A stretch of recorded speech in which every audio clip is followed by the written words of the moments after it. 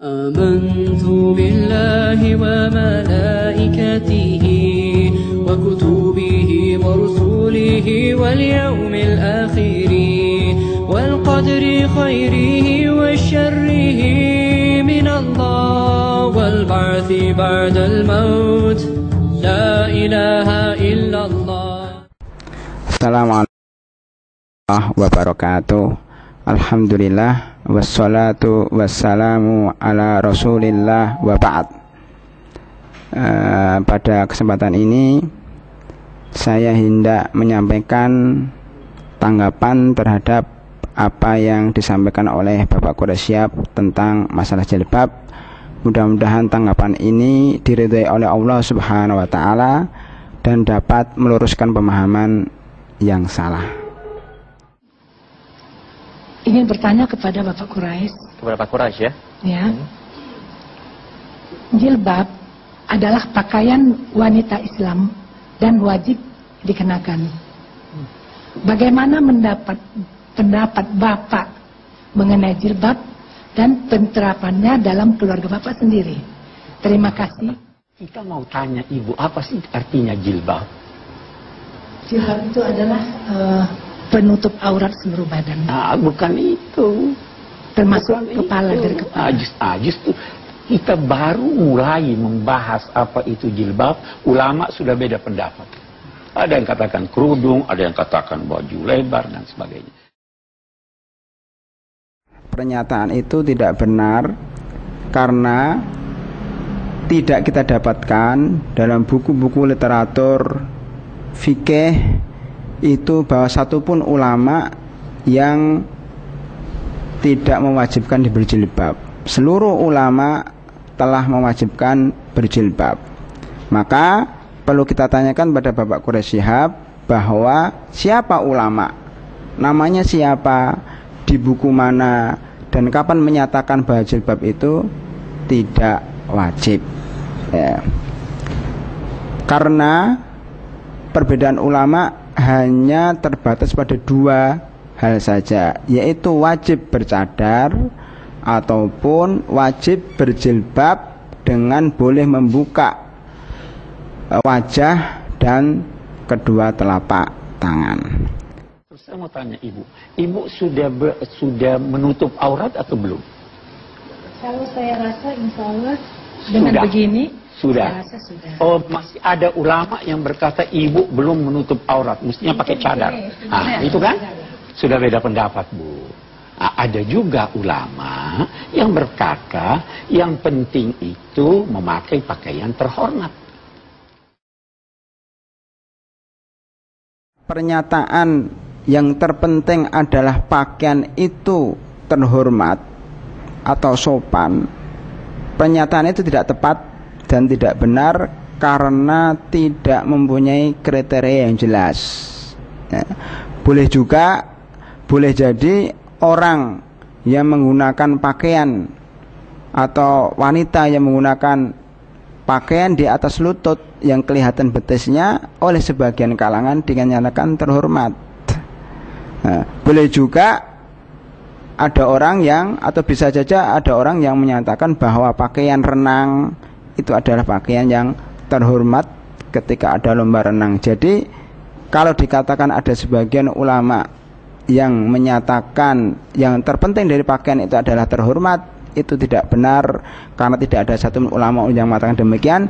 Dan masalah terhormat ini tidak mempunyai batasan sehingga bisa mengacaukan pandangan, mengacaukan pemahaman. Nah, kalau Ibu tanya bagaimana dalam keluarga saya, istri saya pakai jilbab, anak saya yang tertua pakai jilbab. Atas kesadarannya, bukan karena saya perintah. Anak saya itu yang paling kecil itu yang di kedokteran, itu udah mau pakai jilbab, tapi saya bilang sadar dulu. Saya beranggapan jilbab baik, tetapi jangan paksakan orang pakai jilbab, karena ada ulama yang berpendapat bahwa jilbab tidak wajib. Ada ulama yang berkata wajib menutup aurat. Sedangkan aurat diperselisihkan oleh ulama. Apakah itu aurat? Pernyataan Bapak Quraisy bahwa sebagian ulama ada yang mengatakan bahwa jilbab itu tidak wajib, pernyataannya adalah tidak benar. Karena seluruh ulama mengatakan bahwa jilbab itu wajib. Mereka hanya berbeda apakah semua anggota tubuh wanita itu ditutup, artinya mereka mewajibkan cadar, atau pendapat kedua, atau semua anggota tubuh wanita itu ditutup kecuali wajah dan kedua telapak tangannya. Perbedaannya hanya pada dua masalah tersebut, dan tidak ada satupun yang mengatakan bahwa jilbab tidak wajib. Bapak Quraisy Syihab mengatakan bahwa para ulama berbeda pendapat di dalam menentukan batasan aurat. Kita katakan memang benar para ulama berbeda di dalam menentukan batas aurat perempuan, tetapi sekali lagi perbedaannya hanya pada apakah wajah dan telapak tangan itu aurat atau tidak. Kalau yang mengatakan aurat, mengatakan bahwa cadar wajib. Yang mengatakan wajah dan telapak tangan tidak aurat, berarti mengatakan jilbab itu wajib, tetapi boleh dibuka wajah dan kedua telapak tangannya. Tidak ada satupun ulama yang mengatakan bahwa rambut bukan aurat. Tidak ada satupun ulama yang mengatakan bahwa bagian terdalam wanita seperti payudara dan sebagainya bukan aurat.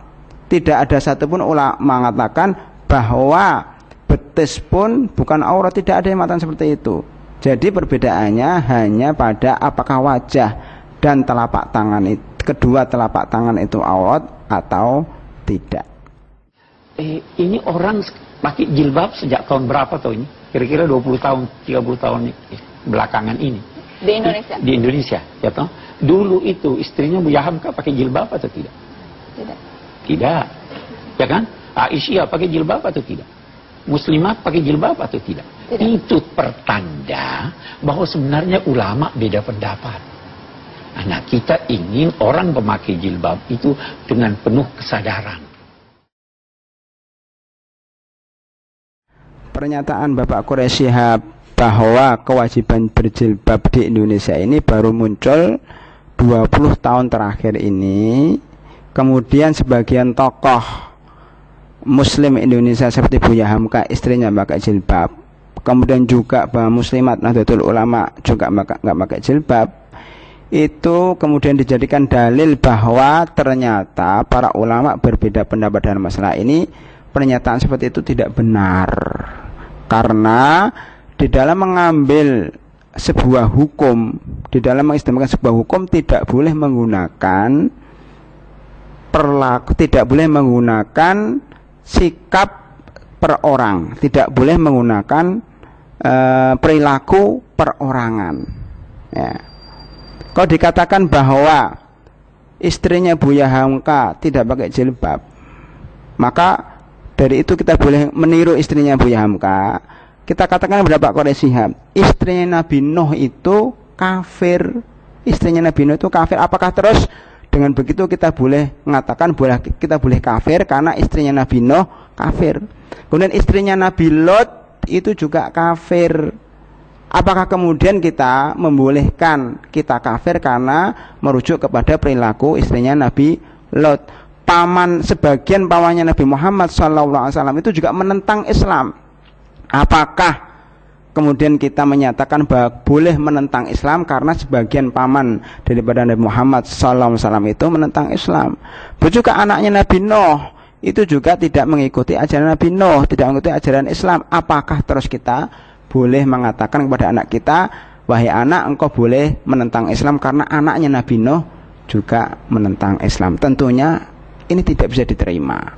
Nah, jadi intinya tidak boleh menjadikan perilaku seorang tokoh atau perilaku masyarakat sebagai dasar daripada pengambilan hukum.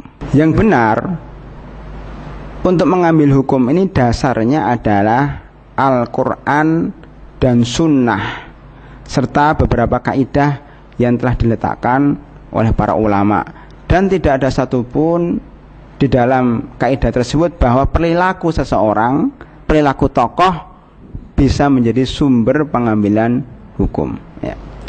Perlu saya tambahi di sini bahwa bisa saja ulama tersebut, tokoh masyarakat tersebut yang istrinya nggak pakai jilbab atau anaknya nggak pakai jilbab, barangkali ulama tersebut meyakini bahwa jilbab wajib, hanya saja istrinya membangkang, atau orang tua tersebut, tokoh tersebut sudah menasihati anaknya, tetapi anaknya tidak mau mendengar nasihat bapaknya. Jadi sekali lagi, perbuatan keluarga daripada ulama itu tidak bisa dijadikan dasar untuk pengambilan hukum. Ya, yang penting begini Bu, pakaian terhormat. Pakaian terhormat. Itu hemat saya. Jilbab menurut Pak Quraisy. Perkataan Bapak Quraisy, yang penting adalah pakaian terhormat. Ini adalah pernyataan yang sangat naif. Karena pakaian terhormat sekali lagi tidak mempunyai batasan yang jelas. Ya. Pakaian terhormat menurut Quraisy berbeda dengan pakaian terhormat menurut artis. Dan berbeda pula pakaian terhormat menurut orang-orang yang lain. Sehingga pernyataan bahwa jilbab atau pakaian penting itu ada yang terhormat adalah pernyataan yang sangat naif, yang jauh dari dasar-dasar agama. Berjilbab baik, bagus, tetapi boleh jadi sudah melebihi apa yang dikehendaki oleh Tuhan.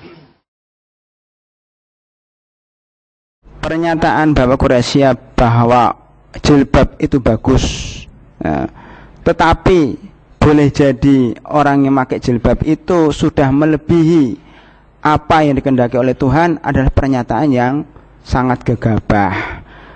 Karena kalimat berlebihan itu menunjukkan negatif. Allah Subhanahu wa ta'ala sendiri melarang kaum muslimin untuk berlebihan di dalam mengamalkan ajaran Islam.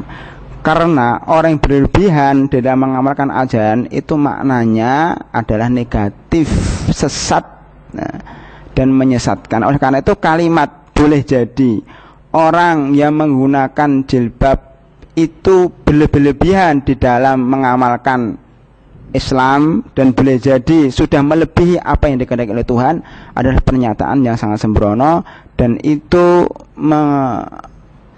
menyamakan bahwa orang berjilbab itu telah melanggar pesan-pesan Allah untuk beragama Islam secara wajar.